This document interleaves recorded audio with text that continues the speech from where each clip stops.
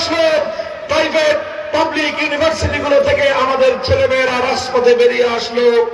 বাংলার 4 কোটি ছাত্র জনতা হাতে হাত রেখে টেকনাফ থেকে তেঁতুলিয়া জুলুম শাসনের স্বৈরতন্ত্রের বিরুদ্ধে, লুটপাটের দুর্নীতির বিরুদ্ধে, আর অপশাসনের বিরুদ্ধে, সন্ত্রাসবাদের বিরুদ্ধে গোটা বাংলাদেশে এক অভূতপূর্ব জাগরণ শুরু হলো। এই জাগরণের মধ্য দিয়ে আমার সোনার সন্তানেরা, বাংলার দামার সন্তানেরা জালিমের বুলেটের সামনে বুক চিতিয়ে দাঁড়িয়ে থাকলো। আবু সাঈদ মুগ্ধদের রক্তে বাংলার মাটি রঞ্জিত হলো। ১,৫০০-এর বেশি মায়ের কোল খালি হলো। ৩০,০০০-এর বেশি যুদ্ধাহত জুলাই যোদ্ধারা আহত, পঙ্গুত্ব বরণ করলো, অন্ধত্ব বরণ করে জীবনের ঝুঁকিতে তারা পড়লো। অনেক রক্ত, অনেক অশ্রু, অনেক ঘামের বিনিময়ে ২৪শে জুলাই বিপ্লবের মাধ্যমে বাংলার মানুষ আবার নতুন করে স্বাধীনতার স্বাদ পেল।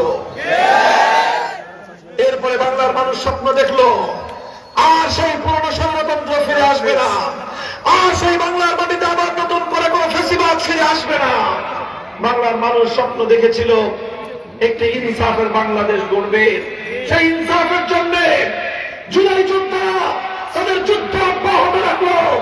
সেই জুলাই যোদ্ধাদের মধ্যে বাংলাদেশের এক উজ্জ্বলতম নক্ষত্র তরুণ জুলাই যোদ্ধা শহীদ শরীফ ওসমান হাদি ইনসাফের পথে লড়াই করতে করতে রাজপথে গুলিবিদ্ধ হয়ে শাহাদাতের মৃত্যু বরণ করলো, কিন্তু ফ্যাসিবাদের সামনে মাথা নোয়ায় নাই।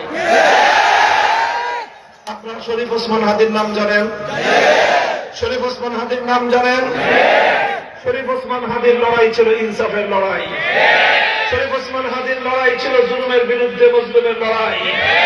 শরীফ ওসমান হাদির লড়াই ছিল এক ইনসাফের বাংলাদেশ গড়বার লড়াই। আপনারা জানেন শরীফ ওসমান হাদিকে হত্যা করেছে কে? তার নাম হলো ফয়সাল করিম। ফয়সাল করিম কারাগারে ছিল দীর্ঘদিন, জানেন আপনারা? তারপরে তাকে জামিন করলো একজন আইনজীবী, চিনেন তাকে? আমি তার নাম বলবো না, কিন্তু আজ বাংলায়